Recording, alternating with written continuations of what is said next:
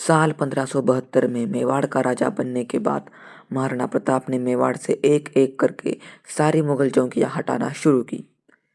इसी समय पर अकबर ने अपने कई सारे राजदूतों को मेवाड़ के महाराणा महाराणा प्रताप सिंह से संधि करके उन्हें अपने अधीनता में लाने के लिए कई सारे राजदूतों को भेजा, ताकि वह महाराणा प्रताप के साथ संधि करके उन्हें अकबर मतलब मुगल साम्राज्य की अधीनता में ला सके। जैसे कि राजा मान सिंह, तोडरमल, भामाशाह जैसे लगभग 6 राजदूत भेजे गए, वह भी अलग अलग समय पर।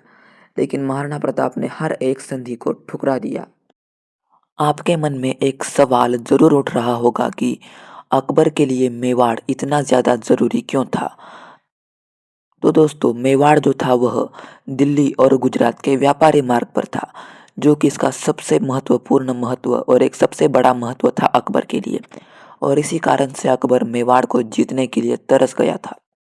महाराणा प्रताप को पहले से ही पता था कि अकबर के साथ आज नहीं तो कल कभी ना कभी एक बहुत बड़ा युद्ध जरूर होगा। इसीलिए महाराणा प्रताप ने इस युद्ध के लिए हल्दी घाटी नामक जगह पहले से ही चुन कर रखी थी। यह जगह राजस्थान के राजसमंद जिले के अंदर है। इस जगह की मिट्टी का कलर पीला होने के कारण इस जगह को हल्दी घाटी के नाम से जाना जाता है। हल्दी घाटी का दर्रा छोटा होने के कारण इस दर्रे के अंदर एक साथ पूरी की पूरी मुगल सेना प्रवेश नहीं कर सकती। यह बात महाराणा प्रताप को पहले से पता थी। इसलिए महाराणा प्रताप ने इस जगह का चयन किया था अपने युद्ध के लिए।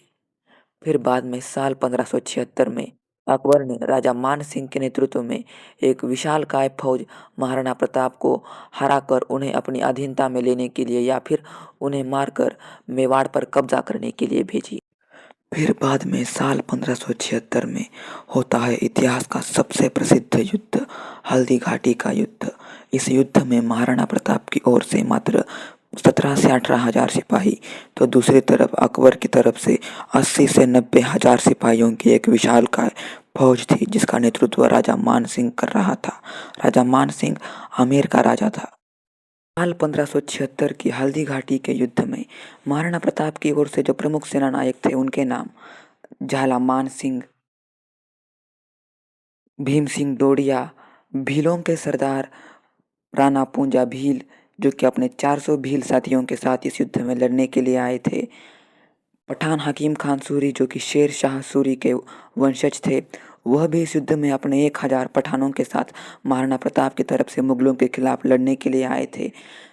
राम शाह तोमर, जो कि ग्वालियर के अंतिम राजपूत राजा थे, वह भी इस युद्ध में अपने 3 पुत्र शालिवाहन सिंह तोमर, भवानी सिंह तोमर, प्रताप सिंह तोमर और अपने एक पोते के साथ इस युद्ध में लड़ने के लिए आए थे, जिनके साथ उनके 200 सिपाही भी इस युद्ध में शामिल थे। इसके अलावा अन्य भी कई सारे सरदार जो कि महाराणा प्रताप की ओर से थे, वह इस युद्ध में मुगलों के खिलाफ लड़ रहे थे।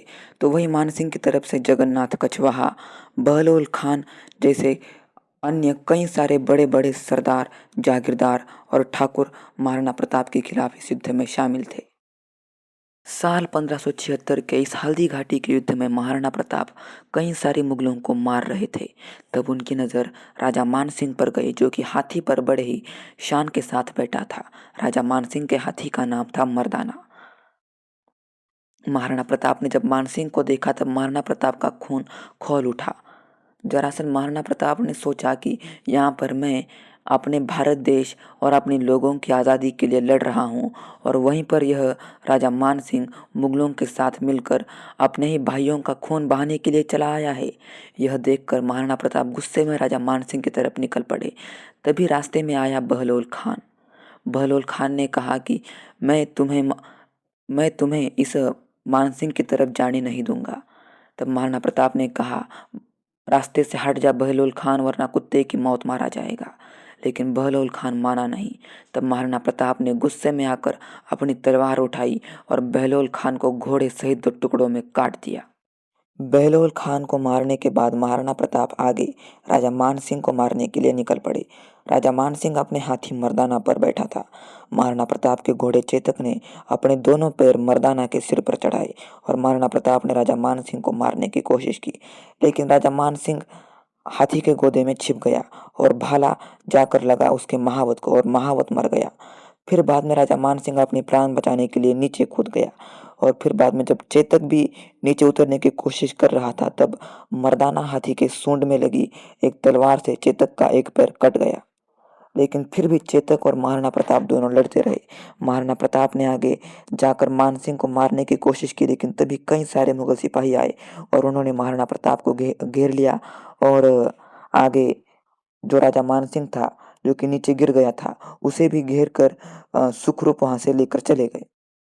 महाराणा प्रताप और उनका घोड़ा चेतक दोनों भी बहुत ज्यादा घायल हो चुके थे और अभी भी इस युद्ध में दोनों भी इसी घायल अवस्था में लड़ रहे थे। तभी झाला मान सिंह आगे आए और महाराणा प्रताप से उन्होंने कहा कि राणा जी अगर आपको कुछ हो गया तो फिर मेवाड़ का क्या होगा। माटी का जो कर्ज आप पर है आपको वह चुकाना होगा। आपको मेवाड़ की रक्षा के लिए 2 कदम पीछे हटना होगा मतलब युद्ध भूमि छोड़कर जाना पड़ेगा। लेकिन महाराणा प्रताप ने कहा कि मैं एक राजपूत हूँ और राजपूत कभी युद्ध भूमि नहीं छोड़ता। लेकिन उन्होंने कहा कि अभी की परिस्थितियाँ ऐसी है कि आपको युद्ध भूमि छोड़ना होगा। अगर आपको कुछ हो गया तो फिर इस माटी का क्या होगा, इस मेवाड़ का क्या होगा, इस भारत देश का क्या होगा। महाराणा प्रताप यह सुनकर युद्ध भूमि छोड़कर जाने के लिए तैयार हो जाते हैं। झाला मान सिंह महाराणा प्रताप का मुकुट अपने सिर पर पहन लेते हैं और सारे मुगल सिपाही झाला मान सिंह को महाराणा प्रताप समझकर उनके ऊपर टूट पड़ते हैं और झाला मान सिंह इस युद्ध में वीर गति को प्राप्त हो जाते हैं।